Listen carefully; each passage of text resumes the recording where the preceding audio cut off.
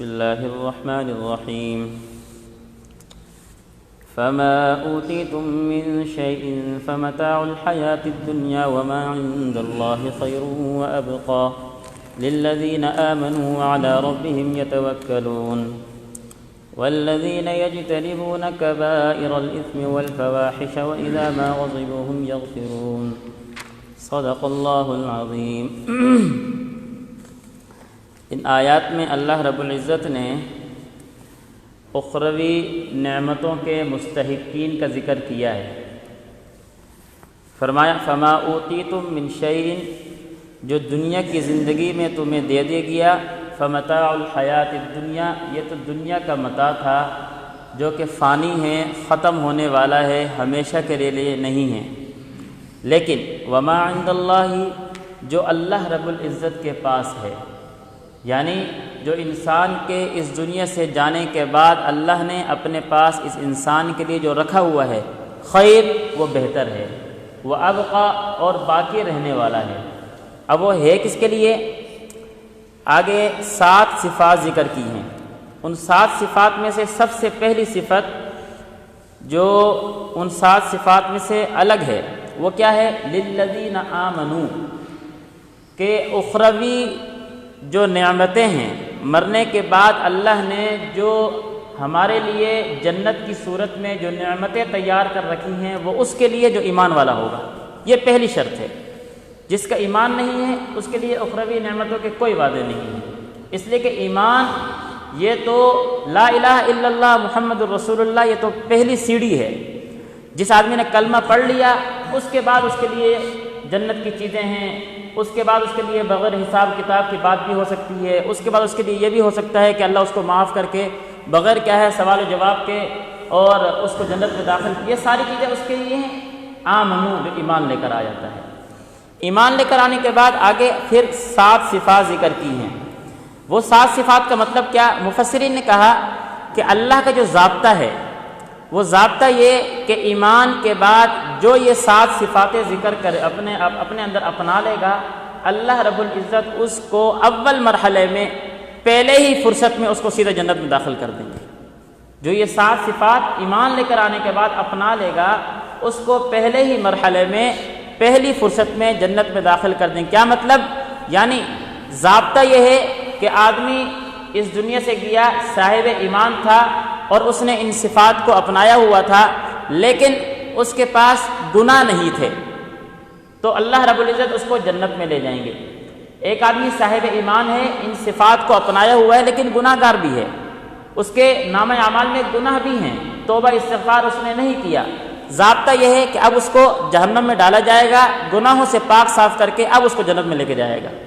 لیکن جو آدمی ایمان لے کر آ جاتا ہے اور ان صفات کو اپنا لیتا ہے، اس آدمی کے بارے میں یہ کہا جا سکتا ہے کہ اللہ رب العزت اس شخص کو بغیر کیا ہے جہنم میں ڈالے سیدھا کیا ہے جنت میں داخل کر دیں گے۔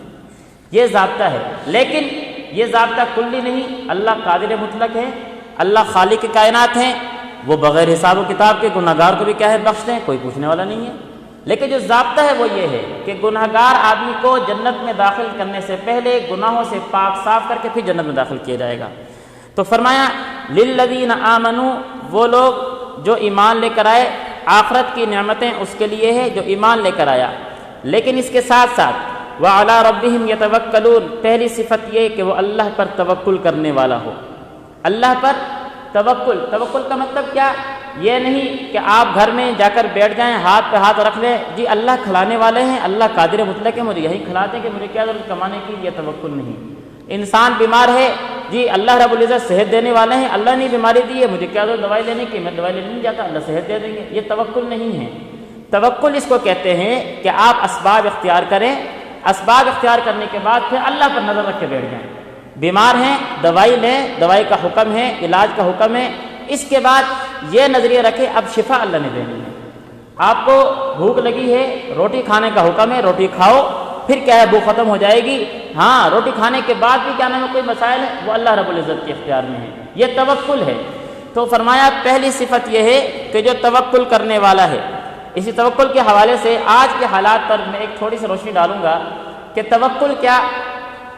کرونا کی وبا آئی ہوئی ہے، حقیقت حال کیا، اس کی طرف ہم نہیں جاتے۔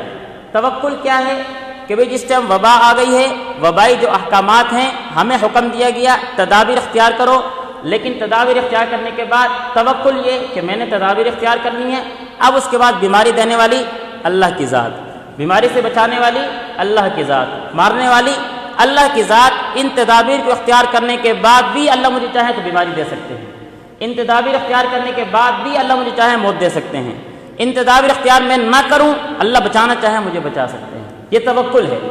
تو موجودہ حالات کو دیکھتے ہوئے جب یہ صورتحال ہے تو تدابیر اختیار کرو لیکن اللہ سے نہ ٹوٹو، تدابیر اختیار کرو اللہ کے گھر سے نہ ہٹو۔ بات سمجھ رہے ہیں نا؟ توکل اس کو نہیں کہتے۔ آپ نے گھر میں جا کر ڈیرا تو لگا لیا، تدابیر بھی اختیار کر لی ہے، اب کیا ہے جی بھائی مسجد میں نہ جانا، کیوں؟ اس لیے کہ کرونا آیا ہوا ہے، ہاں بازار چلے جاؤ کرونا نہیں ہے، یہ توکل نہیں ہے۔ اس کا مطلب تو یہ بنا بھائی توکل یہ ہے کہ جا کر دوائی لے آؤ لیکن کھانا نہیں، کیوں بھائی؟ اس لیے کہ شفا تو اللہ نے دینی ہے، توکل نہیں ہے اللہ کے اوپر، کیوں دوائی استعمال کر رہے ہو؟ بھائی دوائی کا حکم دیا گیا ہے تو لے کر تو آ گیا ہو نا، بس بات ختم ہو گئی ہے۔ بھائی دوائی لے کر آ کے استعمال بھی کرنی ہے، پھر کیا ہے اللہ پر توکل کرو۔ کرونا آیا، وبا آئی، بیماری آئی، تدابیر اختیار کرو، لیکن تدابیر کے بعد اب مسجد چلو۔ یہ کیا طریقہ ہے کہ جی مسجد سے جڑ جاؤ، مسجد سے کیا ہے ٹوٹ جاؤ، مسجد سے پیچھے ہٹ جاؤ اور بازار چلے جاؤ۔ جب یہ صورتحال ہے تو جہاں پر ہمارے کیا نام ہے سپریم کورٹ نے یہ آرڈر دیا اور یہ حکم دیا کہ سارے کے سارا دن کیا ہے مارکیٹ کھلی رہیں گی، کوئی پابندی نہیں ہے، وہاں پر علماء نے متفقہ یہ بھی فیصلہ کیا ہے کہ جو پابندیاں مساجد کے اوپر تھی، مدارس کے اوپر تھی، وہ ساری ختم ہیں، لیکن تدابیر اختیار کرنے کے بعد جہاں ان کے لیے تدابیر کا آرڈر ہے ہمارے لیے بھی آرڈر ہے، جہاں ان کے لیے کیا نام ہے کھولنے کا آرڈر ہم بھی کھولیں گے، کوئی منع نہیں ہے۔ اس لیے آپ تدابیر اختیار کریں، کوئی آپ کو نہیں منع کرے گا۔ مسجد کے گیٹ کھلے ہیں، نماز پڑھنے کے لیے آئیں، فاصلے سے کھڑے ہوں، تدابیر اختیار کریں، نماز پڑھیں، ٹھیک ہے نا؟ لیکن کیا ہے اصولوں کو اپناتے ہوئے، جہاں ان کے لیے نظام ہے وہ ہمارے لیے نظام ہے، جہاں ان کے لیے پابندی نہیں ہے وہ ہماری پابندی نہیں ہے۔ اگر یہ صورتحال ہے تو پھر مطلب یہ ہے کہ مذہب کو نشانہ بنا کر، مساجد مدارس کو نشانہ بنا کر ان کو ایک سازش کے تحت پیچھے کیا جا رہا ہے اور عوام الناس کو دین سے متنفر کر کے آنے والی نسلوں کو دین سے کیا ہے دور کیا جا رہا ہے، پھر ہم یہ سمجھیں گے۔ اس لیے یہ علماء کا متفقہ فیصلہ جو کل کیا نام ہمارے سامنے آیا ہے، مفتی رفیع عثمانی صاحب، مفتی عثمانی صاحب اور کیا نام بڑے بڑے حضرات نے یہ رائے دی اور یہ کیا ہے فیصلہ کیا ہے کہ جہاں پر سپریم کورٹ ساری مارکیٹوں کے لیے ٹرانسپورٹ کے لیے ایک کیا ہے آرڈر جاری کرتی ہے، وہاں علماء کا یہ حق بنتا ہے کہ وہ بھی کیا ہے مساجد مدارس کے حوالے سے ایک فیصلہ کرے، اور پھر فیصلہ یہی ہوا ہے۔ اس لیے جہاں یہ بات ہے جمعے کے بیانات بھی ہوں گے، اگر ختم قرآن کی تقریب ہے وہ بھی ہوگی، کوئی پروگرام ہے وہ بھی ہوں گے، لیکن ان کے لیے چونکہ تدابیر اختیار کرنے کا حکم ہے ہمارے لیے بھی ہے، وہ بھی کریں گے ہم بھی کریں گے۔ اس لیے ان چیزوں کو سمجھتے ہوئے وَعَلَىٰ رَبِّهِمْ يَتَوَكَّلُونَ کی تفسیر کو سمجھیں کہ تدابیر اختیار کرنے کے بعد اب نظر اللہ پر، اب یہ نہیں کہ گھر جا کر بیٹھ جائے، بھائی سلام نہیں کرنا، کیوں؟ اس لیے کہ کرونا آ جائے گا، لیکن دکان جاؤ سامان لینے کے لیے تو شاپر پکڑو تو وہ بھی تو ہاتھ سے پکڑ رہے ہو، وہاں کرونا نہیں آنا۔ یہ تو دین سے دور کرنے کی سازشیں ہیں، سمجھیں ان چیزوں کو۔ وَعَلَىٰ رَبِّهِمْ يَتَوَكَّلُونَ، پہلی صفت یہ بیان کی کہ وہ اللہ پر توکل کرتے ہیں۔ دوسری صفت وَالَّذِينَ يَجْتَنِبُونَ كَبَائِرَ الْإِثْمِ وَالْفَوَاحِشِ، کبیرہ گناہوں سے بچتے ہیں۔ کبیرہ گناہ ذکر کرنے کے بعد آگے اللہ رب العزت نے والفواحش، فواحش کا مطلب بے حیائی کے کاموں سے بچنا، اس کو خاص طور پر ذکر کیا۔ کبیرہ گناہوں میں بے حیائی کے کام آ جاتے ہیں، لیکن اس کو الگ سے ذکر کرنے کی وجہ یہ ہے کہ یہ بے حیائی کے کام وہ ہیں جو انسان کو دین سے کیا ہے اور اللہ سے دور کرنے کا ذریعہ بن جاتے ہیں۔ تو والفواحش بے حیائی کے کام زنا ہیں، زنا کے لوازمات ہیں، اور اسی طرح غیر فعل کیا نام ہے ناجائز کام ہیں، والفواحش میں ساری چیزیں آ جاتی ہیں۔ تو دوسری صفت ہے بڑے گناہوں سے بچنا اور بے حیائی کے کاموں سے بچنا۔ اور تیسری صفت وَإِذَا مَا غَضِبُوا هُمْ يَغْفِرُونَ، جن کو اللہ رب العزت آخرت کی نعمتیں دیں گے ان کی تیسری صفت یہ ہے کہ جب ان کو غصہ آتا ہے تو وہ غصے کو پی جاتے ہیں۔ کیا مطلب ہے غصے کا پینا؟ غصے کا پینا مطلب یہ ہے کہ ان کو غصہ آتا ہے تو اگر غصہ کرنے کا اظہار کرنے کا موقع ہو تو غصہ ظاہر بھی کرتے ہیں، غصہ ظاہر کرنے کا موقع ہو غصہ ظاہر بھی کرتے ہیں۔ یہ نہیں کہ بیٹا کیا ہے وہ غلط کام کر رہا ہے، اب باپ کہتے ہیں چلو چھوڑو چھوڑو کوئی بچہ ہے نا، اب یہ غلط طریقہ ہے، یہ تربیت کا غلط انداز ہے۔ اب یہاں پر بچے کو غصے سے سمجھانا یہ باپ کا حق بنتا ہے، اگر نہیں سمجھائے گا یہ غلط ہے۔ یہ امام شافعی رحمۃ اللہ علیہ کا قول ہے کہ جس ٹائم انسان کو غصہ دلایا جائے، بڑے سخت الفاظ ہیں لیکن قول سنا رہا ہوں، جس ٹائم انسان کو غصہ دلایا جائے اور پھر بھی وہ غصہ نہ کرے، فرمایا فہو حمار، پھر تو وہ گدھا ہے۔ مطلب یہ کہ جب انسان کو غصہ کرنے کا موقع ہے پھر بھی غصہ نہیں کر رہا، یہ صفت نہیں ہے مومن کی۔ مومن کی صفت یہ ہے کہ جہاں غصہ کرنے کا اظہار کرنے کا موقع ہے وہاں غصہ بھی کرے، اور جہاں پر کیا ہے غصہ کرنے کا موقع نہیں ہے وہاں غصہ نہ کرے۔ کیوں؟ اس لیے کہ جب انسان غصہ آتا ہے، غصہ آنے کی وجہ سے کئی سارے کیا نام ہے عقل مند بھی کیا ہے اپنی عقل کو معاف کر اور بے جا غصہ کر بیٹھتے ہیں۔ تو فرمایا وَإِذَا مَا غَضِبُوا هُمْ يَغْفِرُونَ، کہ ان لوگوں کو جن کو آخرت کی نعمتیں دی جانی ہیں، تیسری صفت یہ ہے کہ وہ بے جا غصہ نہیں کرتے، جہاں غصہ کرنے کا موقع ہے وہاں غصہ بھی کرتے ہیں۔ چوتھی صفت وَالَّذِينَ اسْتَجَابُوا لِرَبِّهِمْ وَأَقَامُوا الصَّلَاةَ، جس ٹائم اللہ کا کوئی حکم ان کے سامنے آتا ہے بغیر چوں چرا کے، بغیر انتظار کے، بغیر کیا نام ہے تحقیق کے، بغیر حکمت تلاش کے، کہ اللہ کے حکم کو قبول کر لیتے ہیں۔ یہ ان کی صفت، اللہ کا آرڈر آ گیا اب پیچھے کوئی چیز نہیں، بھئی زکوٰۃ دینی ہے، عشر دینی ہے، بھئی میں کیوں دوں، بھئی آمدنی اتنی نہیں ہے، خرچہ کیا نام ہے 50,000 ہوا ہے اور آمدنی جو میرے آتی ہے وہ 30,000 ہے، میں کیوں زکوٰۃ دوں، بھئی اللہ کا آرڈر ہے۔ یہ تو میں سوچوں کہ میری آمدن کیوں کم ہو رہی ہے، خرچہ میرا کیوں بڑھ رہا ہے، میرا کون سا ایسا عمل ہے جس کی وجہ سے اللہ مجھے امتحان میں ڈال رہے ہیں، یہ تو میں سوچوں۔ لیکن یہ کہ اللہ کا حکم میرے پاس کیوں آ گیا، نہیں، یہ تو ان لوگوں کی صفت نہیں ہے جن کو آخرت کی نعمتیں ملنی ہیں۔ ان کی صفت یہ ہے کہ جب اللہ کا حکم آئے تو بغیر چو چرا کے، بغیر انتظار کے وہ اللہ کے حکم کو پورا کرتے ہیں۔ اور فرمایا وَأَقَامُوا الصَّلَاةَ، اللہ کے حکم میں سے سب سے بڑا حکم یہ ہے کہ وہ نماز قائم کرتے ہیں۔ تمام حکم میں سے سب سے بڑا حکم الگ ذکر کر کے بتایا وَأَقَامُوا الصَّلَاةَ، نماز قائم کرتے ہیں۔ مفسرین نے کہا یہ الگ ذکر اس لیے کیا ہے کہ جو نماز قائم کرتا ہے وہ باقی احکامات کو بھی پورا کرتا ہے، جو نماز ہی قائم نہیں کرتا وہ باقی احکامات کہاں پورا کرے گا۔ جو اللہ کے نماز والے حکم کو بغیر کسی چو چرا کے مان لیتا ہے، دکان کھولی ہے اللہ کا حکم آیا دکان بند، اپنے مصروفیات میں لگا ہوا ہے اللہ کا حکم آیا نماز کا دکان کام چھوڑ کر اللہ کے نماز کے لیے کیا ہے آ گیا ہے، جو نماز پورا کر رہا ہے وہ ہر کام پورا کرے گا، الگ اس لیے ذکر کیا۔ اور پانچویں صفت وَأَمْرُهُمْ شُورَىٰ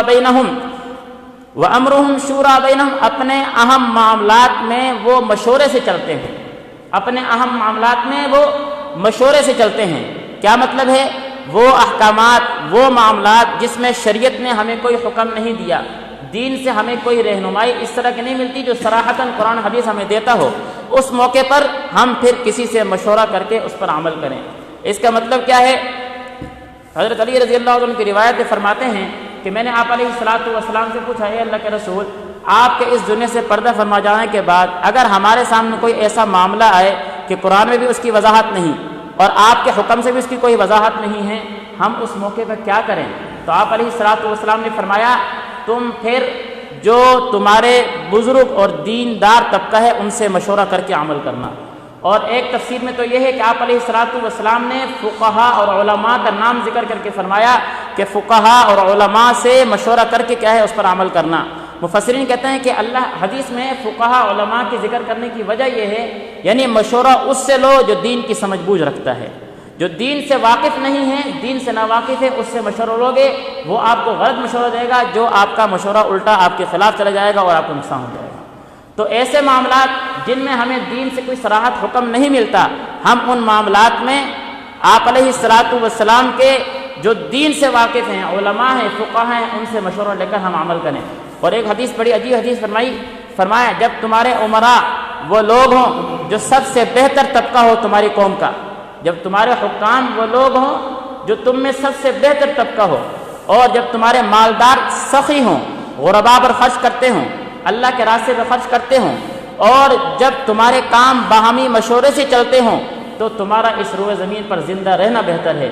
اور اگر تمہارے عمراء وہ لوگ ہوں جو تمہارے قوم میں سب سے بدتر لوگ ہیں، جو سب سے کیا ہے برے لوگ ہیں، اور تمہارے سخی لوگ جب بخیل ہو جائیں، اللہ کے راستے میں خرچ کرنا چھوڑ دیں، اور جب تمہارے کام اور معاملات عورتوں کے ہاتھ میں چلے جائیں تو تمہارا اس روئے زمین پر رہنا سب سے کیا ہے بدتر ہے۔ تو اب ہمیں کیا ہے اپنی زندگی کے معاملات میں سوچنا چاہیے کہ ہمارے معاملات کن کے ہاتھوں میں ہیں، ہم مشورہ کس سے لیتے ہیں، ہمارے کیا نام ہے عمراء وہ کن لوگوں پہ خرچ کر رہے ہیں، ان کا مال کہاں جا رہا ہے، غرباء غریب سے غریب تر ہوتے جا رہا ہے، مالدار سے تر ہوتے جا رہا ہے۔ ٹھیک ہے، اس کی تشریح میں پھر کسی اور کے موقع میں کروں گا کہ جمہوری جو نظام ہے وہ اسلامی نظام ہے یا غیر اسلامی نظام ہے، یہ کسی اور موقع پہ تشریح کروں گا کہ ہمارا ملک کا جو نظام ہے وہ کون سا نظام ہے۔ بات یہ چل رہی ہے کہ جس ٹائم حکام بدتر ہو جائیں اور عمراء غریب ہو جائیں، بخیل ہو جائیں، یعنی خرچ نہ کریں، اور ہمارے معاملات عورتوں کے ہاتھ میں چلے جائیں، یعنی مشورے سے طے نہ ہو، تو حدیث میں آیا کہ ہمارا اس روئے زمین پر نہ رہنا بہتر ہے، پھر ہم زمین کے پیٹ میں چلے جائیں، زمین کے پیٹھ پہ نہ رہیں، یہ حدیث کے الفاظ ہیں۔ تو فرمایا وَأَمْرُهُمْ شُورَىٰ بَيْنَهُمْ، اپنے آپس کے معاملات کو مشورے سے طے کرو۔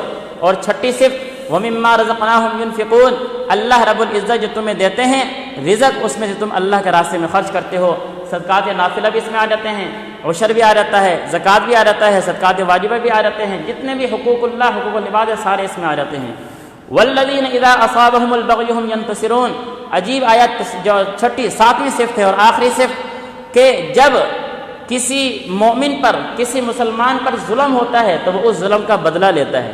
عجیب صفت ہے کہ جب کسی پر ظلم ہو تو وہ ظلم کا بدلہ لے، حدیث میں تو یہ آیا، اور ہمیں حکم یہ ہے کہ اگر تمہارے ساتھ کوئی زیادتی کرتا ہے معاف کرو۔ یہاں پر یہ ہے کہ آخرت کی نعمت اس کو ملنی ہے کہ جس پر، جو ساتویں صفت ہے، جس پر ظلم ہو تو وہ ظلم کا بدلہ لے، اس کے ساتھ برائی کی رہا ہے تو برائی کا بدلہ برائی سے لے۔ بڑی عجیب صفت ہے، سمجھ نہیں آئی، مفسرین نے اس کی بڑی عجیب تشریح کی۔ فرمایا کہ یہ جو ساتویں صفت ہے اس کا مطلب یہ ہے کہ حدیث میں آتا ہے کہ اگر مسلمان کے معاملات ذلیل اور حقیر طبقے کے ہاتھ میں چلے جائیں تو اس مسلمان کے لیے اس سے بدتر زمانہ کوئی نہیں ہوگا۔ کیا مطلب ہے؟ مطلب یہ ہے کہ اگر مسلمان پر ظلم ہو رہا ہو اور مسلمان کے معاف کرنے سے ظالم کو شرمندگی ہو اور ظالم کو اپنے ظلم کا احساس ہو تو اس کا معاف کرنا بہتر ہے، اور اگر مسلمان پر ظلم ہو رہا ہو پھر یہ معاف کرتا ہے تو ظالم جری ہو رہا ہو تو اس کا معاف کرنا برا ہے۔ اب یہ معاف نہ کرے، اب بدلہ لے، اب کس چیز کی معافی ہے؟ اس لیے اس کے میں کیا ہے ضمن میں آ کے یہ بات کہوں گا، اگر کوئی نمازی یا کوئی مولوی، کوئی دیندار کیا ہے کہ کسی کے بدلے کی کر رہے یار، چنگا نمازی آدمی ہے تو، مسجد جڑنا، عالم آدمی ہے، تھکو جی کی کام کرتا، حافظ نہیں ہے تو بھائی، نہیں، یہ حافظ ہونے کے خلاف نہیں ہے، یہ اب یہاں پہ غیرت کے خلاف، غیرت اس کی ہے کہ یہ بدلہ لے، اگر چھوڑتا ہے تو ظالم جری ہوتا ہے، اس کا بدلہ لینا بہتر ہے تاکہ ظالم کو احساس ہو کہ میں کیا کر رہا ہوں۔ یہ ہے والذین اذا اصابهم البغی هم ينتصرون کہ جب اس کو کیا ہے، اس کے ساتھ زیادتی ہوتی ہے، اس کے ساتھ ظلم کیا جاتا ہے، اس کے ساتھ برائی کی جاتی ہے تو یہ برائی کا بدلہ برائی سے لیتا ہے، یہ ظلم کا بدلہ ظلم سے لیتا ہے، لیکن شرط یہ ہے کہ جتنی برائی اتنی زیادتی کرنی ہے، جتنا ظلم ہوا اتنا ظلم کرنا ہے، آگے نہیں بڑھنا، حد سے تجاوز نہیں کرنا۔